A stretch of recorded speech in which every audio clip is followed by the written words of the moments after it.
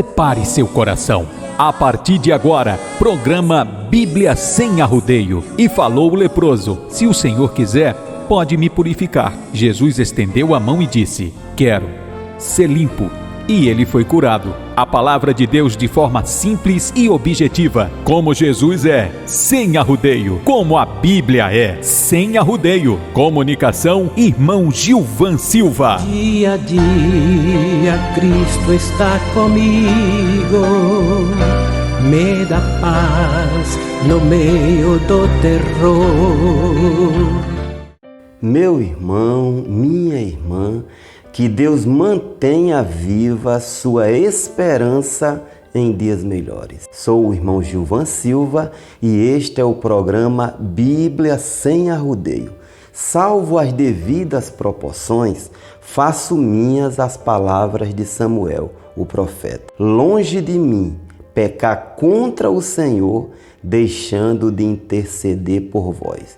Primeiro livro de Samuel, 12:23. O propósito do programa Bíblia Sem Arrodeio é estimular a leitura diária da Bíblia. Isso, claro, com um plano de leitura. Vamos juntos de Bíblia, meu irmão. Amém? Hoje comentarei Gênesis capítulo 36.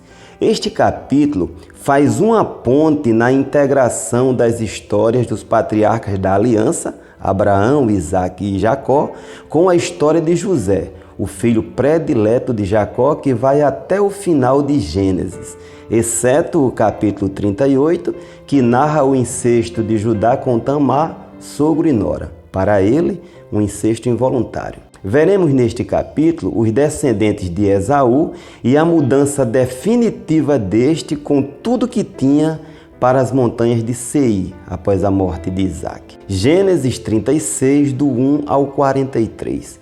Vou comentar este capítulo como um bloco apenas, integrando ou integrado em 6 partes, ok? Que é a forma como é compilada a genealogia de Esaú aqui. O objetivo do narrador é mostrar o nítido contraste nos procedimentos das linhagens de Esaú e Jacó, para assim nos conduzir a uma reflexão que amenize alguma censura implacável contra os filhos de Jacó. Estes erraram sim, mas caíram em si e se voltaram.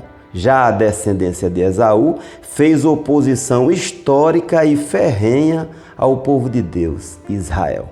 Edom, que significa vermelho, e Esaú, que significa peludo, trata-se da mesma pessoa. O fato do nome Edom ter sido empregado em Esaú tem origem discutível, que ele era ruivo, Gênesis 25:25, devido à cor do guisado que ele vendeu sua primogenitura, Gênesis 25:30, porque o solo da montanha de Seir, onde habitou, era avermelhado, ou pelos 3 motivos. Como o Senhor havia falado para Rebeca, seus filhos gêmeos seriam 2 povos desunidos. Os edomitas não prezavam pela vida religiosa e uma pequena parte que nutria alguma devoção era por ídolos pagãos. Vamos ao panorama das 6 partes dos descendentes de Esaú que integram esta narrativa. Tem a descendência de Esaú que se concentrou em Canaã, terra onde ele arranjou os casamentos. Também os de Seir, terra que Esaú escolheu para se estabelecer. Mais na frente é focada a camada ilustre, os líderes das famílias ou chefes dos clãs. Depois de relacionados os líderes, são incluídos os horeus, que viviam nas terras antes das famílias de Esaú se estabelecerem e se aliançarem em casamentos. O significado de horeu é morador das cavernas. Isto indica o estilo de vida nômade e reservado daquele povo. A 5ª parte da narrativa deste capítulo fala da monarquia edomita, os reis da linhagem de Esaú. O versículo 31 destaca que a instituição desses reis foi antes da monarquia israelita, que só ocorreria após o período dos juízes de Israel. Por fim, a relação dos descendentes de Esaú, de acordo com as regiões geográficas que foram sendo conquistadas por eles e povoadas. Isso fornece a distinção dos descendentes de Abraão que mais se encaixaram no que Deus quer para o homem. Vamos fragmentar mais um tiquinho. Esaú ele se casou com mulheres de Canaã, Ada, Eteia e Olibama, Eveia. Em seguida, talvez para agradar o pai, casou com Basemate, ismaelita. Os capítulos 26 e 28 de Gênesis dizem que as esposas de Esaú foram Judite, Basemate e Maalate. Não entenda ser isso uma contradição, uma vez que era muito comum naquela região as moças adotarem outros nomes após o matrimônio. Raquel e Léia, esposas de Jacó, mantiveram os nomes porque foram casadas na cultura mesopotâmica. Amém? Em Canaã, Esaú teve 5 filhos, Elifaz, Reuel, Jeús, Jalã e Corá. Este Reuel não se trata de Jetro, sogro de Moisés, que também tem este nome. Este só viveria mais de 400 anos à frente. Também não temos margem segura para afirmar que este Elifaz se trata do amigo de Jó, o temanita. Temã foi um descendente de Ismael e o episódio de Jó pode ter ocorrido antes mesmo de Abraão. E este Corá não se trata da família de músicos salmistas. Este viveria no período de Moisés e seus filhos, músicos, no período de Davi. Uma nota: a observação nas genealogias e nas épocas da história são importantes também para se fazer distinção entre os nomes.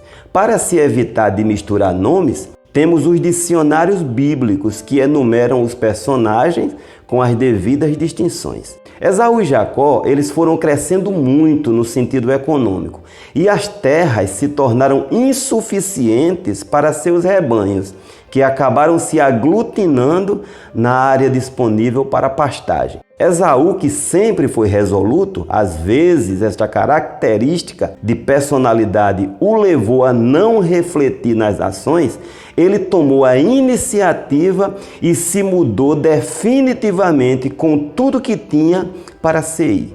Ao escolher um local íngreme, de difícil acesso, assim como a postura da sua descendência com Israel, vemos que Esaú não afeiçoava tanto Jacó, mas evitava mais problemas. Ou seja, ele evitou outros problemas, mas não ocultou dos filhos o passado de Jacó, ou o passado com Jacó. Estes dificultaram a vida de Israel em alguns momentos, ainda que a intenção israelita fosse pacífica. Antes de fazer a relação dos monarcas edomitas, meu irmão, o narrador destaca que isto se deu antes de Israel estabelecer rei. Este filete informativo é usado por alguns para questionar a autoria mosaica de Gênesis. Como Moisés saberia? Ora, meu irmão, Deus revelou a Moisés que Israel teria reis. É só observar sua fala em Deuteronômio 17, 14 e 15. Antes dele enumerar as atribuições dos reis israelitas, a gente vê que os verbos estão no futuro. Quando entrares na terra que te dá o Senhor e a possuíres e nela habitares e disseres, porei sobre mim um rei como tem as nações em redor, porás como rei aquele que o Senhor escolher entre teus irmãos. Não porás estranho que não seja teu irmão. Uma outra coisa, ainda que algum apógrafo, ao copiar os manuscritos, tenha colocado uma nota marginal em Gênesis 36, 31, isto se torna muito insignificante para pôr em xeque a autoria mosaica. Ok?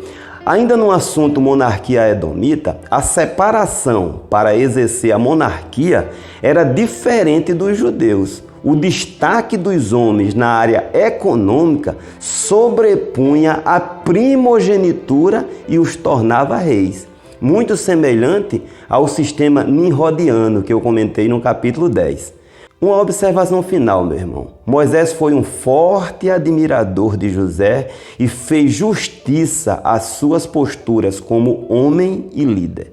E, inspirado pelo Espírito Santo, preparou o terreno, aqui no capítulo 36, antes de iniciar sua história. E no início do relato, ele mostrou as injustiças sofridas por José e enfatizou de forma sutil seus problemas na adolescência como sendo instigação da predileção aberta de Jacó. Moisés ele também intercalou o evento Judá e Tamar, Gênesis 38, antes de se deter na história de José até o final. Oremos. Santo Deus, por Jesus Cristo, ajuda-nos na iluminação dos textos. Amém.